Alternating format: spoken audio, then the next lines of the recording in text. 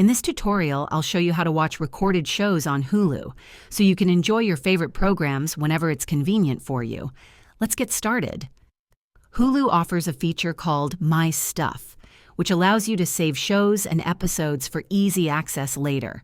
To watch recorded or saved shows, open the Hulu app or website and log in to your account.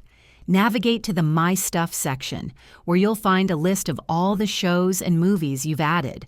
If you're referring to DVR-like recordings, Hulu plus Live TV subscribers can use the Live TV tab to access the DVR library. From there, you can browse and watch recorded live TV shows or events. To record live shows, go to the Live TV schedule, select the program you want to record, and click the Record button. Recorded content will be stored in your DVR library for up to 50 hours, or more, with an enhanced cloud DVR subscription.